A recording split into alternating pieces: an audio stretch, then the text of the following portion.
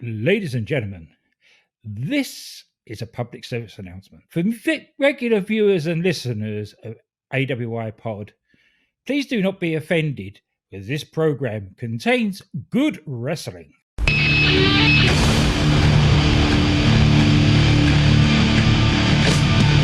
my life in the box in front of me. Taking talk in my arms is the soul of me. You walk by, as you see me laying face down.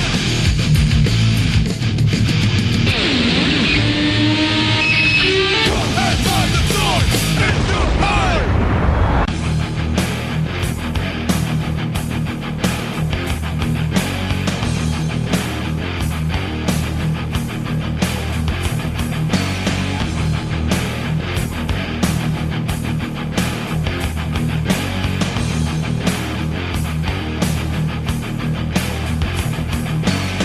Hello, ladies and gentlemen, and welcome back to episode 25 of Warring to Attitude. I am your host, Bret Piles, and if you listen to the show, I do not war to attitude all by my lonesome. I have got my co-host. He is the ballroom brawling, disco dancer, dynamite stretching, intercontinental playboy.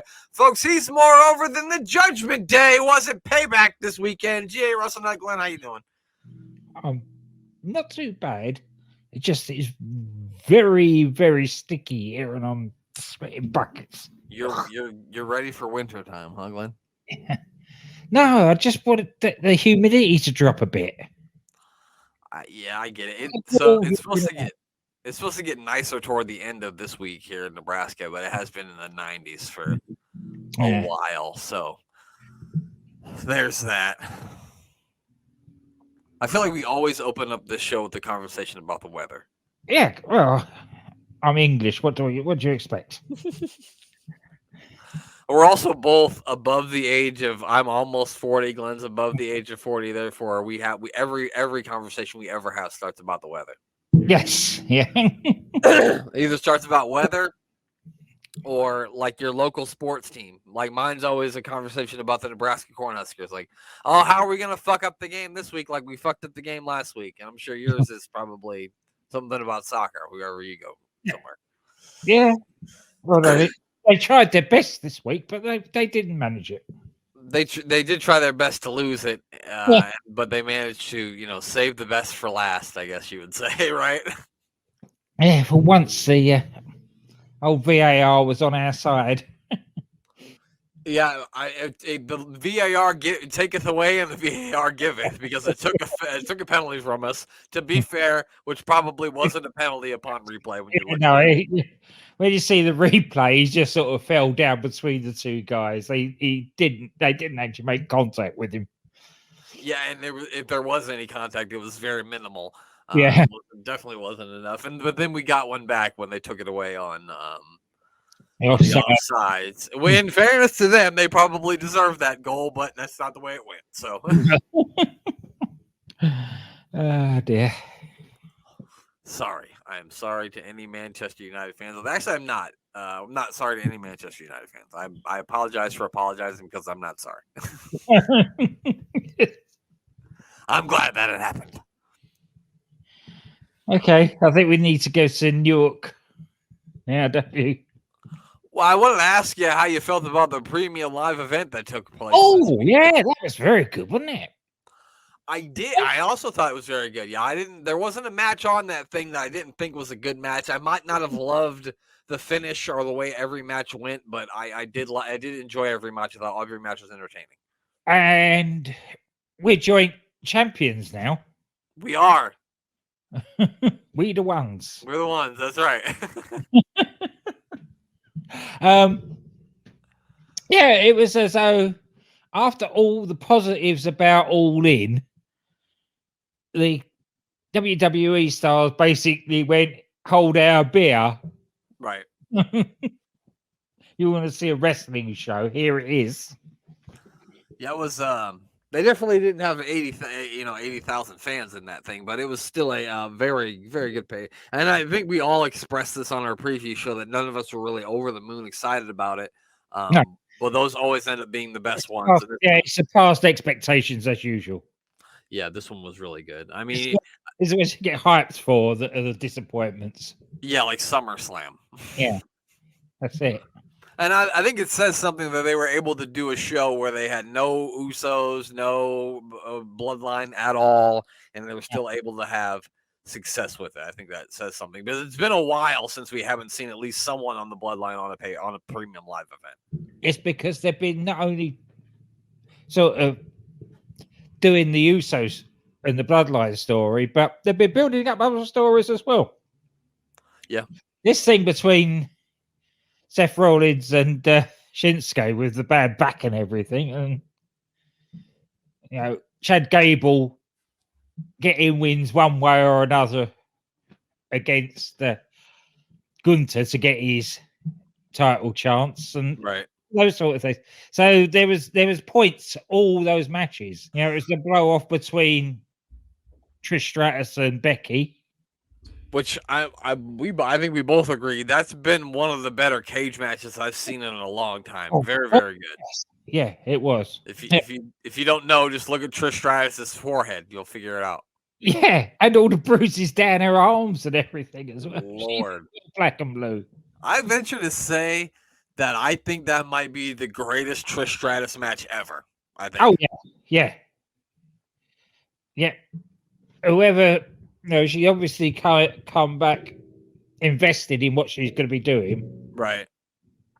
That was a start. That was a barnstormer, as they say. It really was, and then the whole suplex off the top of the cage. I'm just don't do it, don't do it, don't do it, don't do it, don't do it. They did it. You're gonna break her. You're gonna break her. But no. Yeah, that's what I thought. I looked like when she kicked out. I was like, okay, good. She can still move. That's good. That's good that she could still move. Yeah. But yeah, I thought that was great. The main event was really good. I look back on that because you watch it at the time. So I look back on it with a technical eye, and you could see how carefully Becky put her down. Yeah, which is amazing from that top rope. She kept her backhand behind her the whole way down, sort of just pushed her into the mat rather than banging her down. And that's not easy with Trish Stratus because she's bottom heavy, if you know what I mean. Yeah, and also from that height. Yeah, that's why I was like, don't do it, don't do it, don't do it. The whole time they were fighting up there. Every time there's a cage match, somebody's fighting up at the top, and there's any chance somebody's slipping and falling. Yeah. I'm like, oh no. Well, there was that point, wasn't there? I thought she's going to end up on her head. Got a foot caught in the bar, and it literally was the bar that was. And I think Becky was pushing it in further to make sure that her leg didn't. Yeah.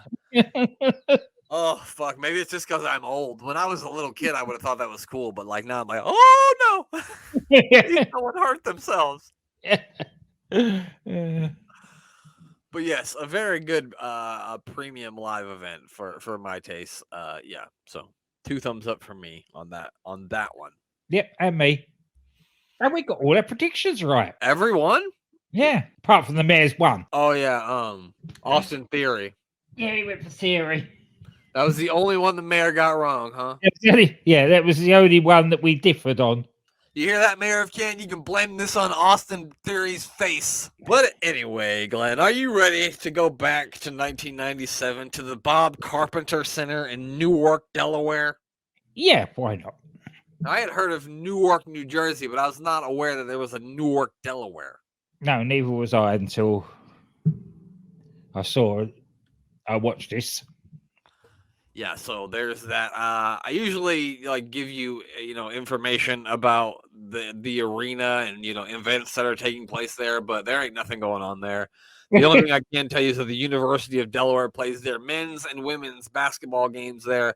I also found out that the Newark, Delaware is actually the headquarters of CZW, Combat Zone Wrestling, is in Newark, Delaware. You've heard of them, right? Yes. They do those weird fucking goddamn tournament of death and shit like that. I think that's the same people. It is. So yeah, that's all I have about about Newark, Delaware. Unless you want to go to the University of Delaware, which is located. One of my ex-wrestling friends used to do a lot of work for them. Oh yeah. I mean, they're one of the bigger indie promotions. I just know them for the deathmatch shit, which isn't my bag. So, so we're coming off of course, the Cold Day in Hell pay-per-view, and now we're on the way to the King of the Ring. And we're going to see I think only one King of the Ring tournament match on this show. It'll be fun to see how this whole thing plays out over the next couple of weeks heading into King of the Ring. There was a thing, they did a quick flash up of the bracket at the start of the one match that was on there tonight. And this looks so lackluster, considering it's the King of the Ring. Yeah, I looked at some of those matchups too and went, why? Like, why is Jerry the King of Lawler in there? Is it because he's the king? Is that the only reason? Probably. Especially since he's not even wrestling really anymore. He's commentary, so. Right. Like, I don't remember him wrestling since the last time he had a match with Bret Hart, which I don't know when that was. About a year before this, wasn't it? When they were doing the dirty feet stuff. Yeah, and I know coming up, I guess that was the 96 SummerSlam when he had that match against Jake Roberts and he was like pouring the alcohol down his mouth and shit. Yeah. Yeah, okay. That was 96. Yeah, but anyway, so yeah, recap of the pay-per-view before the show opens. I always like these old pay-per-view recaps because it's not actual footage, it's just still photos, which they don't really do nowadays. The WWF magazine. Yeah. They can't even be bothered to do it from any other source, but they use their own magazine and rip pictures out of it. Well, goddamn, pal, that way you don't have to pay them. You also wouldn't get those pictures in the WWE magazine until a year later, probably. Yeah. Yeah, so Ken Shamrock and Vader beat the shit out of each other. We said it on the last week's show. We'll say it again. If you've never seen that, go see it because it's great. Ahmed Johnson, unfortunately, couldn't get rid of the Nation of Domination, and The Undertaker narrowly defeated Stone Cold Steve Austin to retain the WWF Championship. And Glenn, this show's going to start a lot like it ends, with Bret Hart rambling. Why can't they have just got him off TV? The feud with Austin's going nowhere. Definitely running out of steam. After the ambulance incident the other week, it's gone nowhere. And there was no reason to have them at the pay-per-view last week. Get tickets from scalpers. Still went on about it. I still think them being there was pretty cool because of the reaction it got from the crowd. It added a lot to that match. All right, then they'll keep him off TV for a while. You got the excuse to. He's injured. He's in a wheelchair. This didn't need to happen tonight. Mumbling at the beginning and mumbling and grumbling at the end. Yeah, we'll talk about it when we get to the end, but there's a mishap, or maybe not so much of a mishap at the end of the show that we'll get into a little bit when it comes to that. So the Hart Foundation comes out. Bret's still in the wheelchair. They've got everybody with him, including Brian Pillman. He talks about every single member, including Brian Pillman, so now Jim Ross can stop saying that Brian Pillman's not a member of the Hart Foundation because I think he fucking is. Yeah. He says the fans are sick. The fans make him sick because they cheer Stone Cold Steve Austin. And Steve Austin attacked me, and I'm in a wheelchair. How could you attack somebody who is in a wheelchair? He says. He calls Austin a loser. Says he doesn't have to worry about the WWF Championship, and the Undertaker shouldn't get used to having that belt because it will soon be with the Hart Foundation. And then he tells us about a shocking announcement, Glenn, but then gives us no shocking announcement. And that's going to happen at the end of the show, so we're told. Although I don't recall, spoiler alert, ladies and gentlemen, there is no shocking announcement. No. It's about as shocking as the King shocking announcement. I forgot about the King shocking announcement. That they kept on going on about. Oh, yeah, now I remember. His was more shocking than Bret Hart's ever would be. Yeah. Yeah, well, it's like, he's like, I got a shocking announcement. It's going to shock all of you. It's going to shock all the fans. It's going to shock the Hart Foundation. It's going to shock even my family. And then he just leaves. Yeah. He's out of here. Next up, Glenn, it's our first King of the Ring qualifying match. It's Hunter Hearst Helmsley. He's got China with him, and he is taking on Ahmed Johnson. So I think Triple H got the gimmick of pouring the water all over his head on the way to the ring from Ahmed Johnson because Ahmed did it in this match. So I'm calling gimmick infringement. The only thing he didn't do was spit the water. Yeah. Ahmed's getting worse, if anything. He's beating Triple H.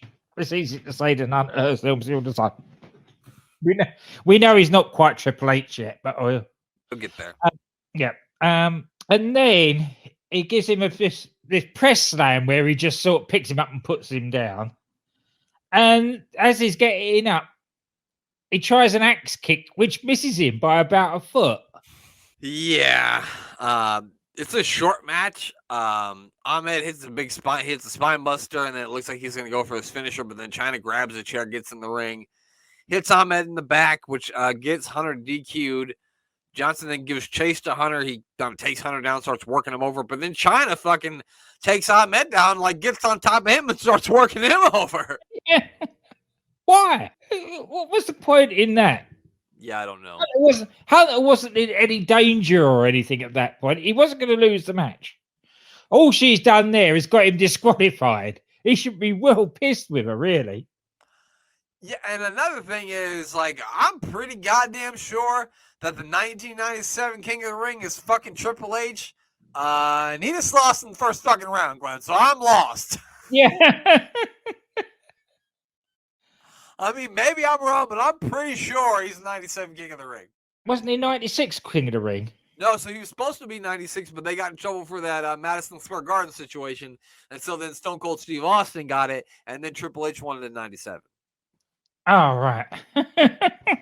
Okay, I'm confused. And so I don't know how we get there, but I know. I'm nearly as confused as they are. Yeah, maybe they'll just hope we forgot. I don't know. Yeah.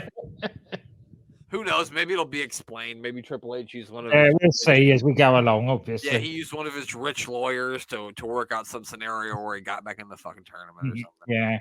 Yeah. And then, Glenn, probably the most exciting part of the show is when Stone Cold Steve Austin makes his way down to the ring. He's got a crutch. I'm pretty sure he stole that crutch from Bret Hart. Vince tells Austin that last night's match was one hell of a match, and Austin, kind of gives it to Vince a little bit. Says, I don't need you to tell me how good I did because I'll beat your ass right here, right now. No, it was coming. This is wonderful stuff. This is the first sort of the friction between them. Yeah, no, it's definitely building.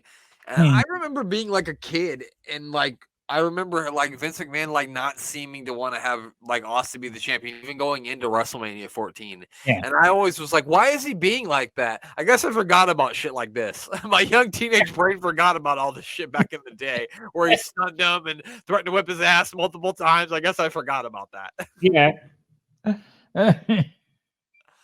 But Austin calls Bret a liar and a human piece of trash.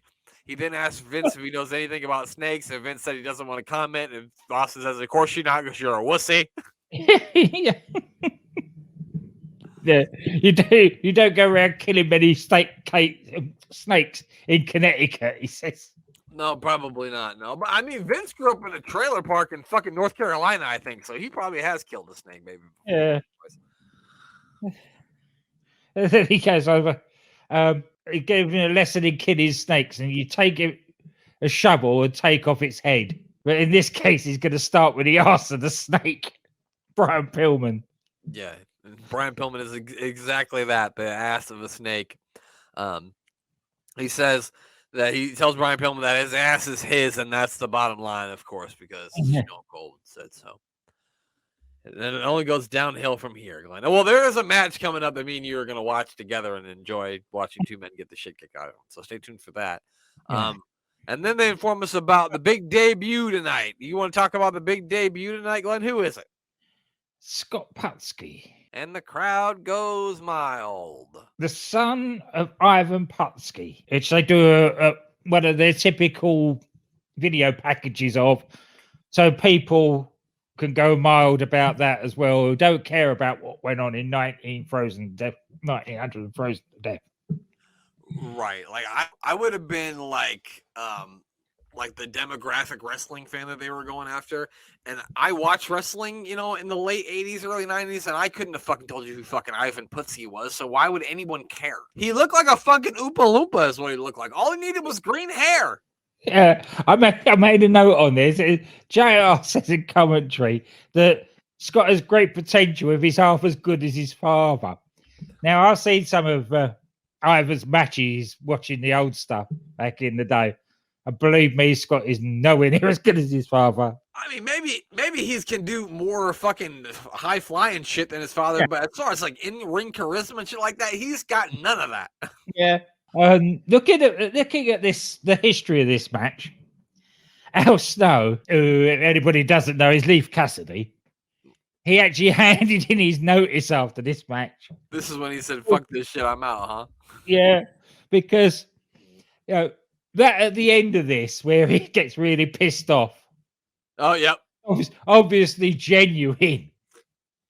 And he's gone out there and told Vince where he can stick his job. Yeah, so we got the Oompa Loompa Warrior, Scott Putski, which all he needed was face paint. Face paint, and he was a little Ultimate Warrior.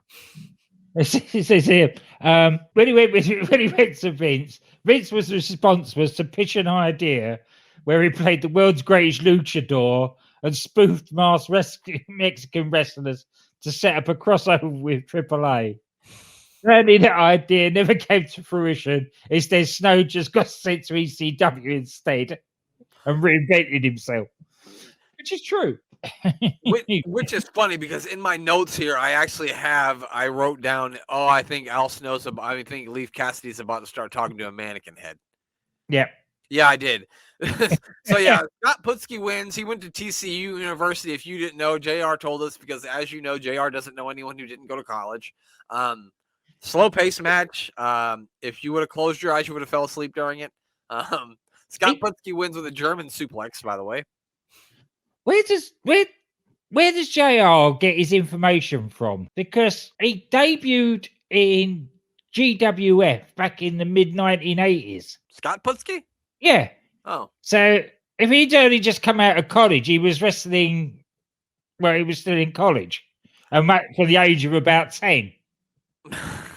Maybe he was. I don't know. I can't imagine he was very tall at 10 because he wasn't very tall at whatever age this was. Then after the match, Cassidy attacks Putski after the match, and then maybe he's gonna start talking to a mannequin head soon. Yeah, don't blame him. Yeah, no, I don't blame him either. That match sucked.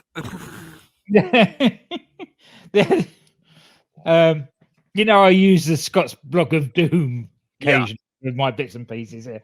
The little note at the end of that was the only real losers here were the fans.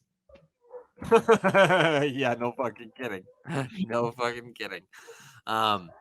So yeah, the next match is they tell us it's the LOD versus the Nation of Domination, but they don't tell us what members of the Nation of Domination that it is, so we don't know. This is excellent. And so what we're going to do now is we're going to put this up on the screen. Me and Glenn are going to find out together what members of the Nation are going to face LOD, and then we're going to watch what happens to those unfortunate bastards that they pick. So here we go. All right, let's get it going here. So as you can see, they're trying to decide right now who should we put in there. Who's it going to be? Crush is looking at. It's got to be Crush and Farouk, hasn't it? Yeah, because Savio faces the Undertaker later. Oh yeah, Savio's fighting later, so it's got to be Crush and Farouk. Maybe they'll send Clarence Mason in there. Oh, hang on. I think they've got an idea. They've got two volunteers here sticking their hands up at the front. They did have their hands up, Glenn. You're right. They did have their hands up. Well, they don't look as though they're that keen, though. No, now they're being forced. What's the worst? What's worse? Do you want to be beat up by Savio Vega and Crush or the Legion of Doom? I think I'd take my chances with Savio Vega and Crush, actually. I just fucking I just dive into the crowd. Fuck this shit. Oh, they can't believe it. Them and their stupid haircuts. These guys are fucked. Oh, don't just run in there, you dummies. Oh, no. Oh, no. No. Oh, PG-13's in trouble here. Oh! This is good superstar shit, this. It really is. This is exactly what the show is all about. These skinny jobbers being chucked around by the stars. Two white rappers being taken apart by the Legion of Doom. Hawk's arm weighs more than him. And this guy have the same physique is the thing about it. Something tells me they're not being gentle with them either. It doesn't look that way. You think Talking Animal like rap music? I doubt it. I don't think so. I bet they don't. I bet they don't. Here we go. Oh, now he's gonna do karate. He's doing karate. Karate is over. Yeah. Oh, that was fun. oh, Oh, good idea. Right in the eyes. There you go. yes. Oh no, now you fucked up. No, you're not going to suplex him. Oh yeah, there we go. Double teaming. Mm. Come on, you fucking idiots. No, you can't do that to Hawk, you morons. No. Oh no. He's no soul pole drivers with bigger blokes than you. Yeah, like I don't know 100% for sure, but I don't think we're ever gonna see these white rappers again. I think this is it. That's just it for them. This is how they got rolled off TV. Yeah. Take. One down. Let's get the other one too. Is this one gonna land on the other one? Oh boy. Yep. Here we go. Here we go. That That looks stiff. I hope the other one was wearing the first one that got killed was wearing a cup because the other one's leg came right down between his legs. Yep, kicked him right in the old testes.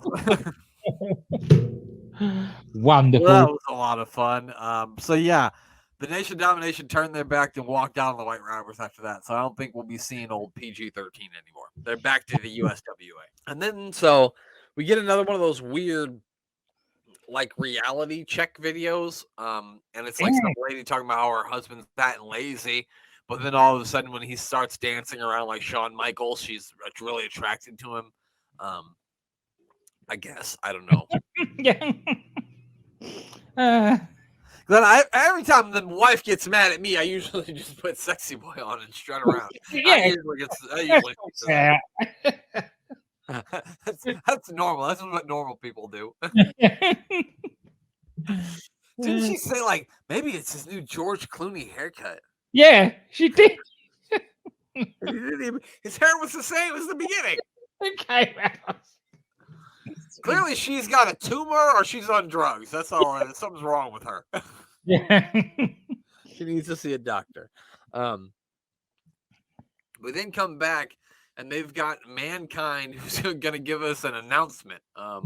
Which I was all full of announcements when Bret Hart left, but I guess we had to get just one more. Yeah. He talks about how he burned the Undertaker's face, and at Revenge of the Taker, he was going to finish the job, but he couldn't. And then he asked the Undertaker why he couldn't take it out on him instead of burning the face of a man who loved him. That man being Paul Bearer, of course. He then tells us that Uncle Paul is here tonight. Uncle Paul is here tonight, but he's a little worried about his appearance. That's more fucking. That was Terry Funk. I think I was doing. Yeah. Your mother's a whore. I had to get it in there. I forgot to do it on the show after he passed away, and I said I did, and I did. But yeah, so then Uncle Paul comes out. His face is all wrapped up. Apparently, it burned everything but his mouth and eyes because they looked absolutely fine. Yep. There was no scratches, no nothing. He tells the Undertaker that he's going to give him one more chance to come back. And if he doesn't, Paul is going to reveal a secret that only the Undertaker knows, and a secret that he made while standing at the gravesite of the Undertaker's mother and father. He says the Undertaker hurt him, and if the Undertaker doesn't come back, Paul says, I'm going to hurt you too. Very cryptic. I wonder what the secret could be. I don't know. I wonder what it could be, Glenn. I wonder what the secret could be. So yeah, that's an interesting wrinkle to the story.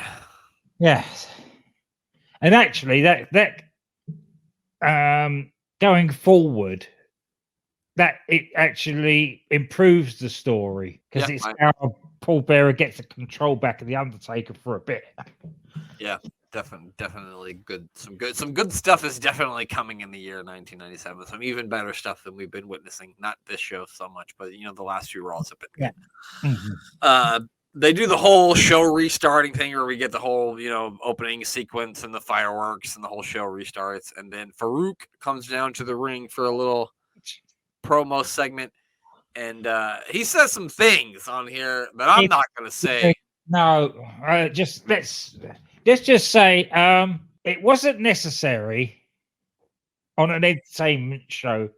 It brought the mood down. It killed the crowd, and it's all right being, shall we say, bringing a bit of realism, political realism into the promos. But Right, because nothing he said was wrong. Everything he said back in 1997 was absolutely correct. Nothing he said was wrong. No, but it was just the way it was sort of all preachy, and it definitely killed the mood, shall we say. Yeah, and then like the whole back and forth with him, Vince's reaction to it too. I didn't understand. I just didn't understand the whole thing. Like, I think it would have came off different if someone else was interviewing him and it wasn't the same reaction that Vince was giving to him, because it was just, I don't know, it was uncomfortable, is what it was. Yeah, that's exactly what it was. Yeah, so Farouk is the number one contender for the championship with the Undertaker at King of the Ring, and so that's going to be the feud going into it. And that's why they had this little promo segment with Farouk and Vince McMahon. And Vince storms out of the ring in disgust after the promo was over, as the rest of the Nation Domination makes their way to the ring for Savio Vega's big match with the Undertaker.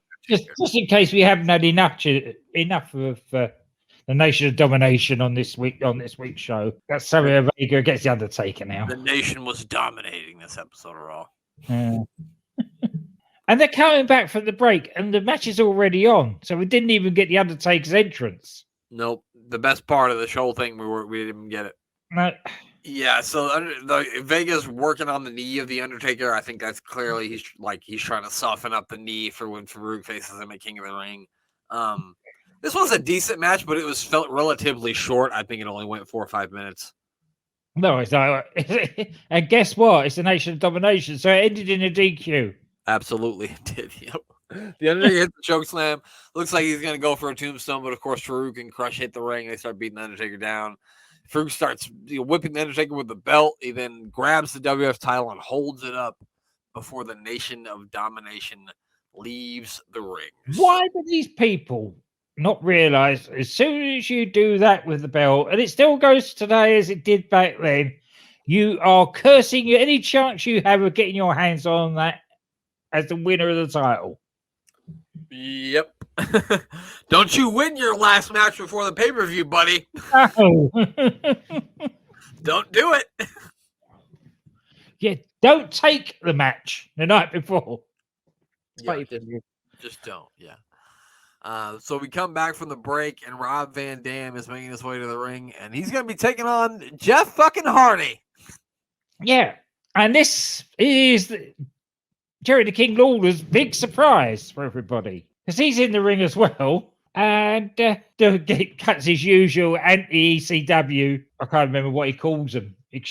Extremely crappy wrestling. Yes, that's it. Extremely crappy wrestling.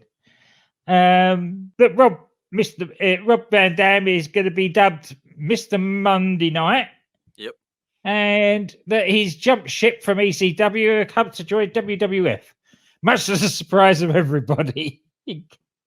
Yeah, everyone is shocked to find out that this is true, but I thought it was really interesting that he was taking on Jeff Hardy, because, these guys are going to have some pretty good hardcore matches, ladder matches in the 2000s, in the early 2000s. Yeah. It's really interesting to see them both in the ring here. This is when the Hardys were still just jobbing, though, wasn't it? Yeah. I think he was probably 19 years old.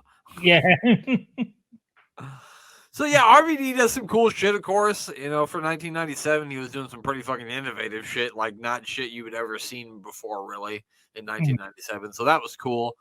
A Sabu chant broke out in the arena as well as a "You Soul Out" chant.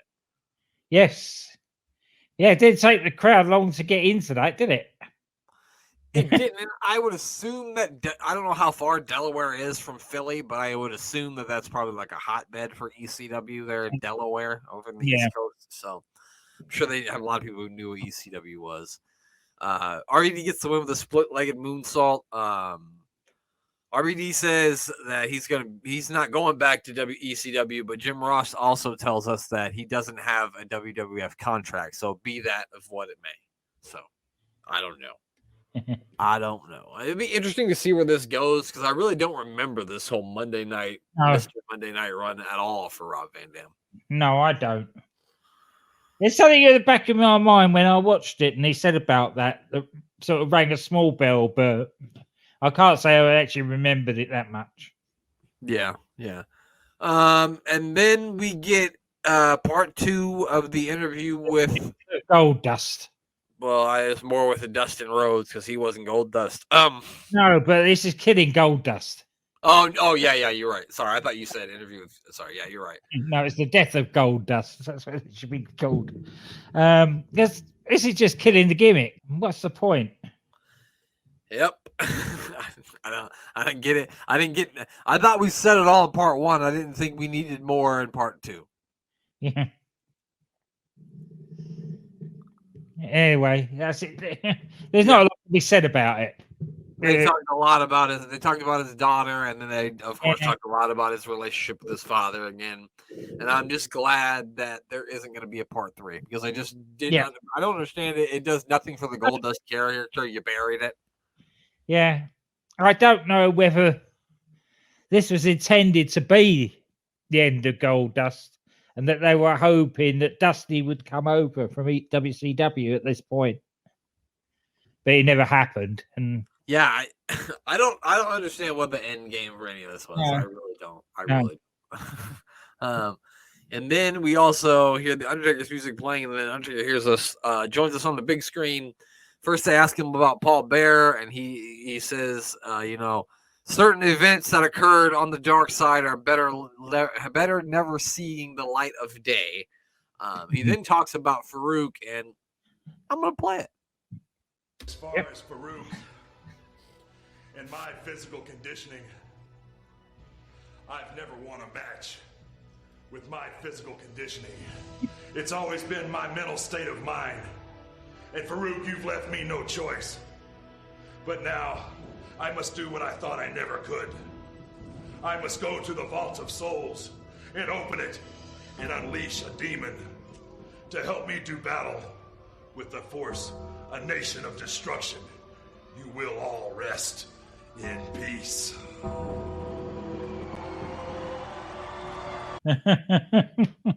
I think Undertaker's doing his best promo work right now. He's doing a really good job on the promo. He is. This is some of his best work all around.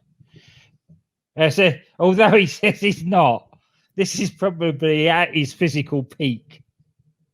Yeah, definitely. So, yeah, I would agree with you there.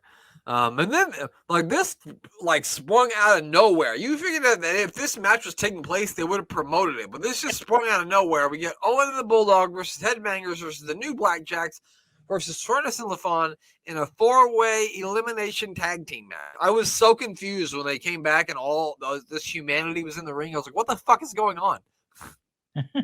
It was strange. It just sort of happened. It was to have such 4 or 8 good wrestlers in there and 4 good tag teams. It was a nothing match. It was a throwaway match. There was a bit of rolling around and it was over. Yeah. You can say about it, really.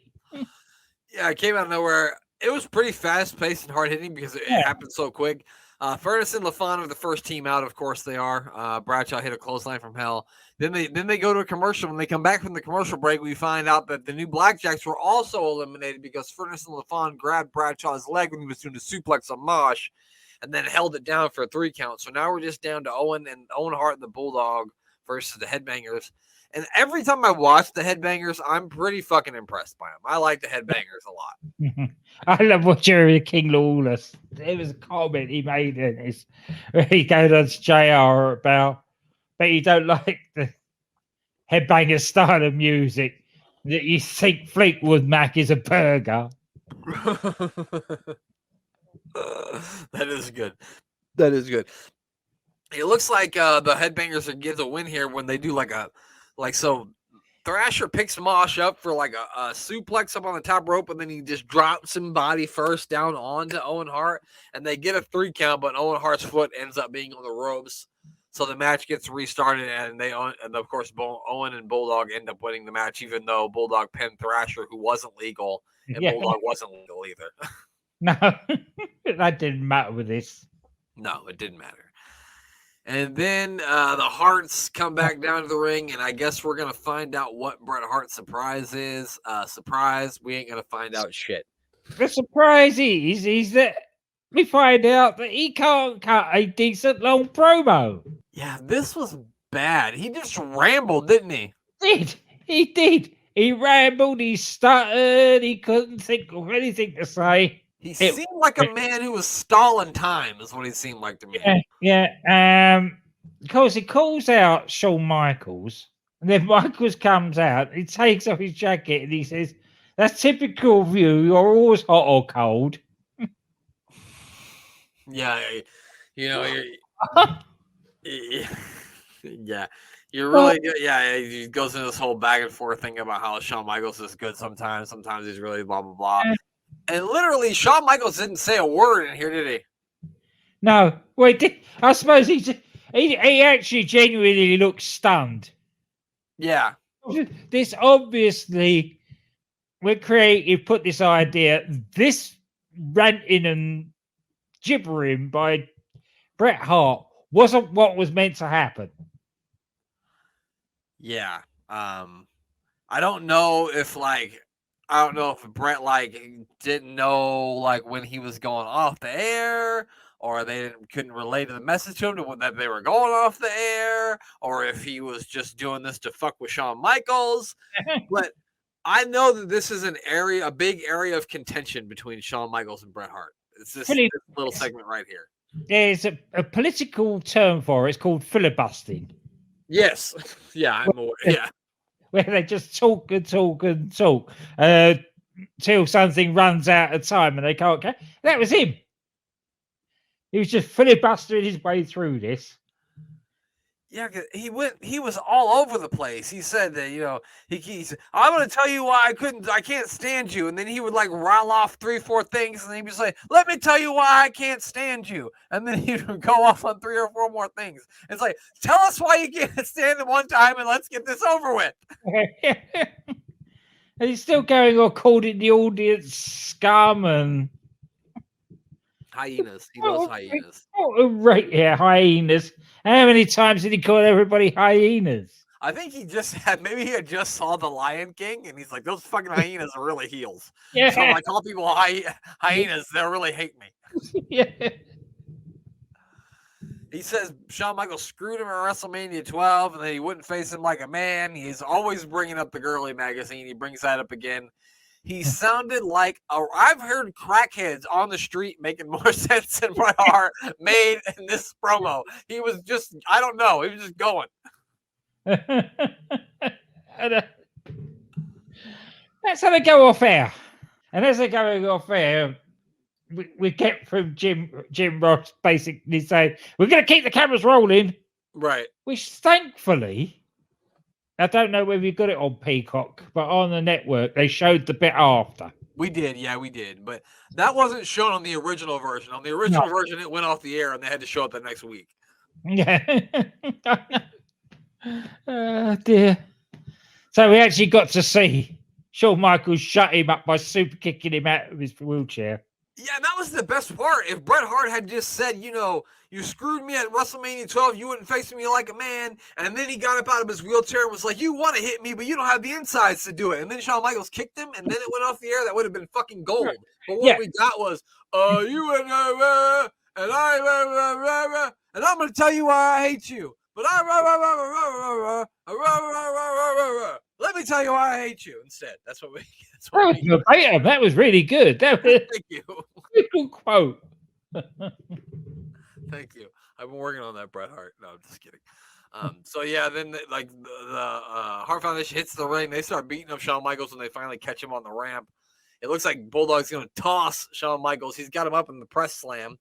He's never eliminated anybody from the Royal Rumble using this, but he's got him up in the press slam. Stone Cold Steve Austin comes out and makes the save. It's always funny when a wrestler's got somebody over their head like that and somebody hits them from behind, how they just put them down instead of like dropping them forward like most people would. But yeah, so then Shawn Michaels basically and Austin are fighting the hearts off as things actually go off the air. The only good thing about this, it can't even be included as part of the show because, as you say, people didn't get to see it to the following week, is that the end actually leads on to better things. And we've said this about every bad show that we've watched. You can see the seeds of better things in each show. Yeah. Unfortunately, the little seed to the better things in this show happened after they went off air. It happened during extra time, Glenn. It was like our soccer match this weekend. Yeah. All the good shit happened in extra time. Yeah. Yeah. Wow, what an analogy. I didn't think we'd bring all that back together, but we did, didn't we? Yes. I didn't even think of that, but we did. Well, that's it for this episode of Monday Night Raw. Glenn, who we need to plug? I tried to do when you dropped out of the show on Friday night. I tried to do your plugs for you, and I hope I did okay. Yeah, this one's gonna go in the middle. You're right. Yeah, 2 thumbs in the middle. 2 thumbs in the middle on this one. RVD, nice seeing his debut. Brent rambling away. The matches weren't that great. The Nation definitely are main event heels, no matter how hard they try. We're going to have to live through 3 weeks of them being main event heels, pal. Yeah. And the Hart Foundation, they needed a break from it. They need to be off telly for a bit, but they're just going to keep plugging away at them. Anyway, yes, I'm booking the territory. They've got all new sorts of things in the pipeline. Still doing their first and last. This week is Shawn Michaels, I believe. Part 2 of the Shawn Michaels that they're doing. Yep. Bang Bang podcast with Andy. He's just finished whatever he was doing with his shoot job, and he'll be back soon. DDT Wrestling with DC and Doc. And of course, if you're a sci-fi fan, the Doctor Who podcast, that is coming to the end of their season 4. They've got one more week to go. And that's with Danny and Si. Yeah, like I said, I tried to do all your plugs for you last week when you dropped out. I thought I did an okay job. Yeah. When you first put your thumbs up, I thought you were telling me that I did an okay job on doing your plugs. So no, that would have been. Thank you. I tried.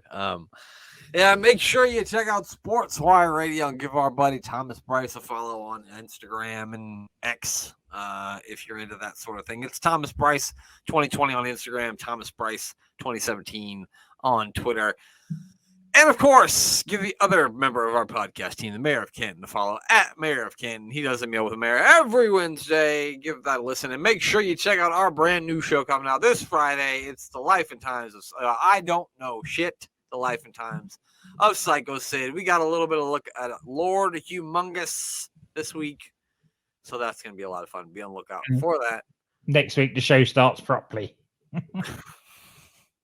I guess. I sort of just rushed into it this week with the 2 matches for Lord.